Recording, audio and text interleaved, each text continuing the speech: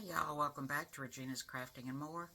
Today I'm going to be test stitching the I'm His Witch embroidered block.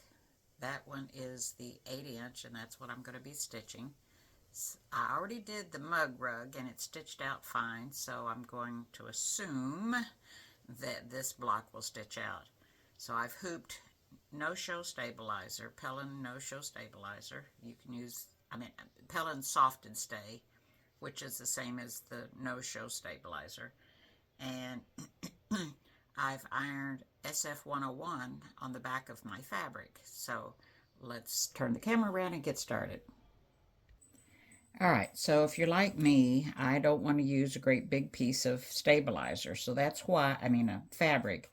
So that's why I have a placement stitch and a tack down stitch.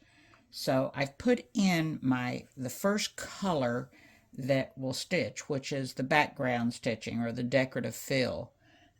Excuse me. And it is silver, so I've put silver thread in.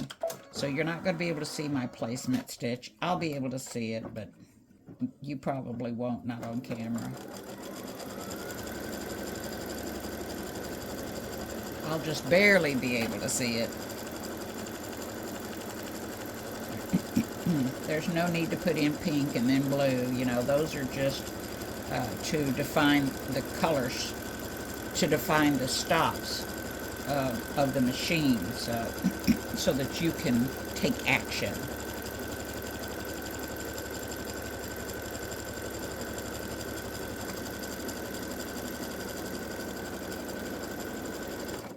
All right, so I'm going to lay my fabric down. Now, if I was going to put batting on, I would put my batting down now. And then I would stitch color stop 2. And then I would, after that finished, I would back up to color stop 2 and lay my fabric on top of my batting. But I'm not going to use batting on this one. Maybe I should. Let me think about this a second. All right, so I changed my mind because I may put this on a pillow, and I do want that extra little fluff. All right, so I'm going to lay my batting down. I've cut and I want to give it a quick pressing. All right, sorry about that. I don't like my batting to be crinkled up, so I took over and just used some steam and did like this. I didn't press it. I just up and down pressed until I got some of the wrinkles out from it being in the box that I keep my fabric, my batting scraps in. So, all right, I've got my batting down. I'm going to stitch color stop number 2.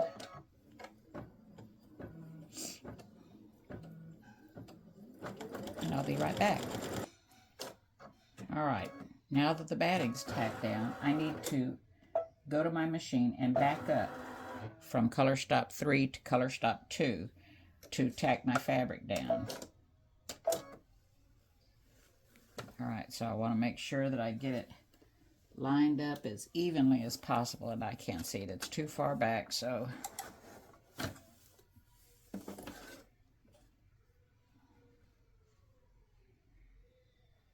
I've cut a 9" piece of fabric to use.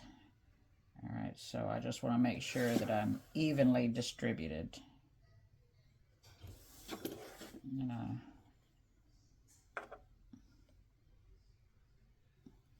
I think I am. All right, so I've already backed up to my color stop number 2, which was the tack down. But because I'm using batting, I'm having to repeat that color stop 2.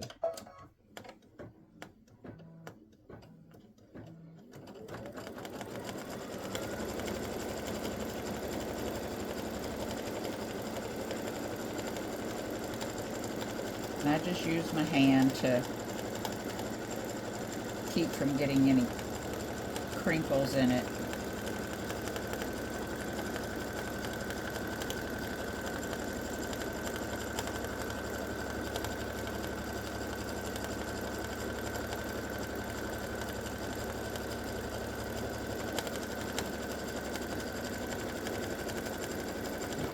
Now, color stop 3 is the decorative fill, and in this case it's spider webs.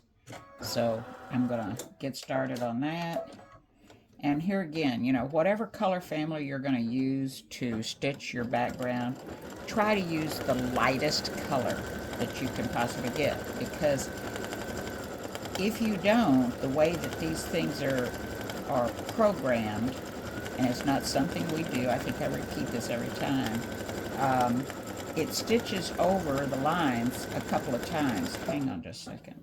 My hoop, yes. My foot was loose. I thought it was. There we go. So it stitches over the lines twice, making the background darker. So you have to start out with a lighter color, or it just overpowers your design if you start out with a light silver versus something like this, or even a medium silver. So I used a couple shades lighter than this one right here, and it's still coming out about this color. So if I had used this, it'd be even darker. But if you like that look, you know, that's up to you. It's your design, and you can do it however you like. I just don't want that background overpowering my actual design. Alright, so I'll be back when this decorative fill is finished. Alright, my decorative fill has finished stitching, and now I need to start stitching the actual design. Color stop number 4 stitches the word his, and in my file it's blue, baby blue, whatever color blue you want to use, or whatever other color you might want to use. Here again, this is your design, so use the colors that you choose. So this is the color I think I'm going to use. Alright, so it stitches the S and then the I and then the H. I believe that's how it should stitch. So with the new method that I learned in my baby lock class that I recently took, it is helping to eliminate the outlining of the letters that were showing up before. It takes a little bit more time to do it, but it does produce a nicer looking design, and you don't have that outlining around your embroidery that we've had before. It's such a... I have to shout out to Karen Parker at Baby Lock, because she gave us her insight on this method, and I love it. So I'll be back when the word his is finished. Okay, so this is finished, stitched nicely. The next color stop, 5, is going to stitch the words the word I'm, and I have it as pink, but I don't want to stitch it as pink. Now that I'm stitching it, I'm looking at it going, pink? Oh yeah, that's the girl, so yes, I do want to stitch it in pink. I was thinking I was stitching the boy. Oh my word. Let me get a pink. Alright, so I'm going to jazz this one up. I'm going to do a hot pink, if I get it threaded. Alright. So I really like this new method. It's a cleaner method. Like I said, it takes a little more time to do it, because each letter has to be done separately on this thing.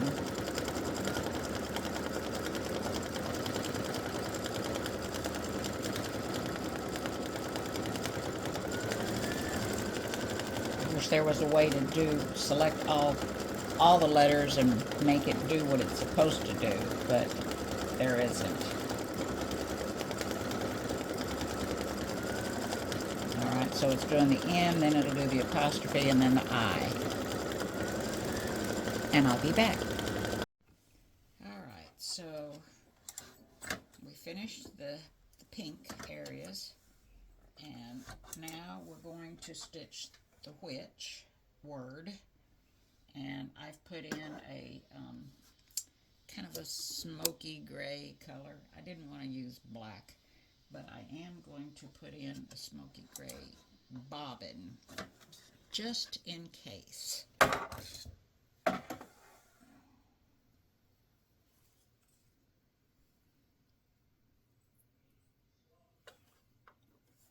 You know, I'm not real trusting of the color black. It just does not ever stitch well. I think the smoky gray stitches better, but I'm just going to be on the safe side.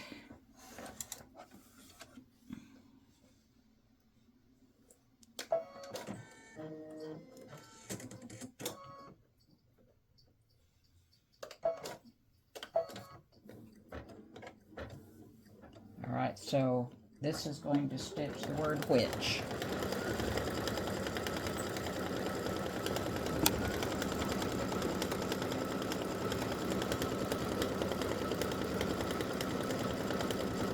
I'll just let it get started with the W,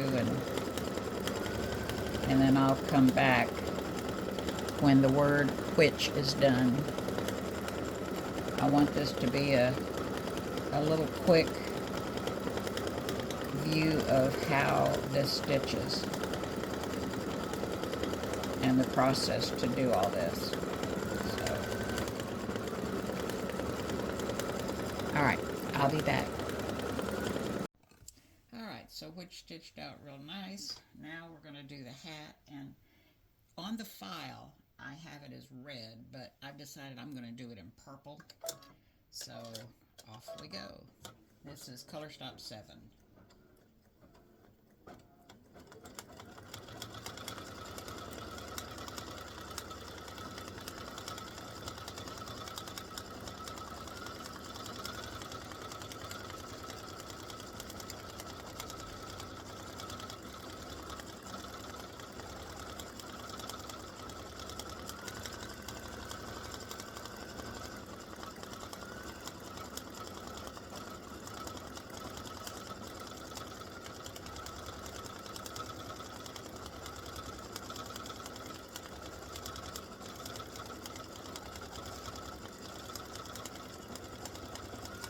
And I'll be back when this hat is done. Alright, so the hat's finished. Now it's time to stitch the band. And let me check I got good bobbin. Alright, and since I did the hat in purple, this color stop was assuming I used red for my hat, and it is purple, so maybe I'll just reverse the colors and put red as a band. You could put gold. Let me turn this TV down. Well, you know what? I'm going to try this variegated gold. It has a little bit of orange in it. What the heck? It's just a test stitch, and it's just for me, so let's see what it does. Surprise, surprise on variegated, always. It could end up being striped. I don't know. Alright, so this is color stop number 8, and it's the band. The color on it is purple, but I don't want to use purple because I used purple for my hat, so I'm going to try this variegated and see what happens.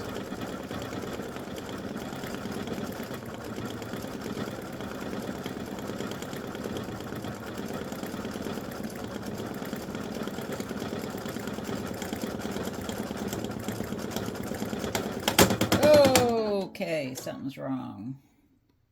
I should have known that was going to happen because I was getting some bobbin thread pulling up, and it looks like my thread just got stuck up at the top.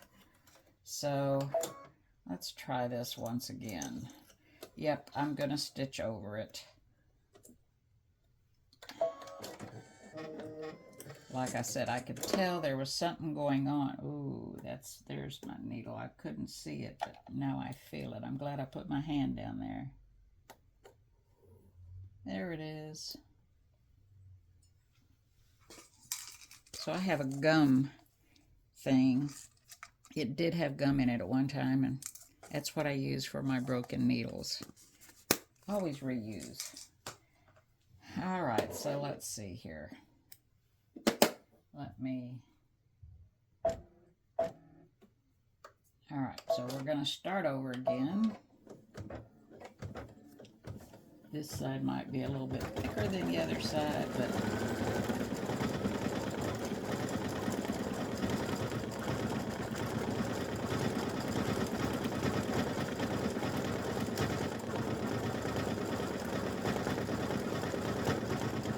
now it's stitching the way it should have.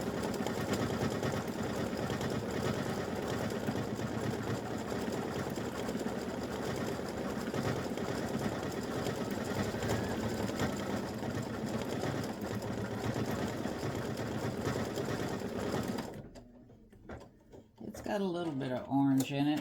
I don't know. Y'all can't see it. I can barely see it. Let's see what this side looks like.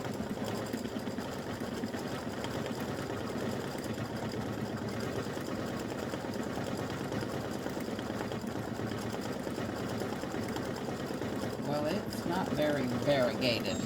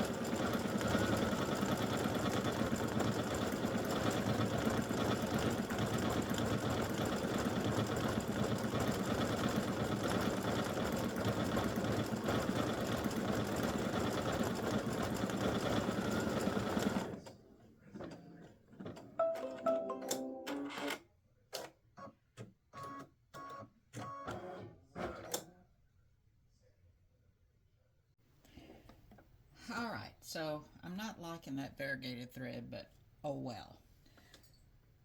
And I know it's the thread. I've had this thread. I use it every now and then, but yeah, not liking it. Okay, so I'm going to use a dark red for the buckle. I know, buckles aren't red, but this buckle is going to be red because I got to get some red in there somewhere. I should have done the band in red. Silly me.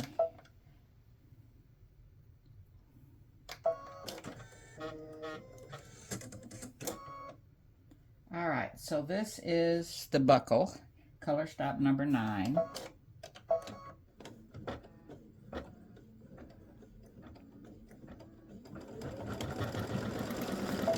Let me get that thread out of there.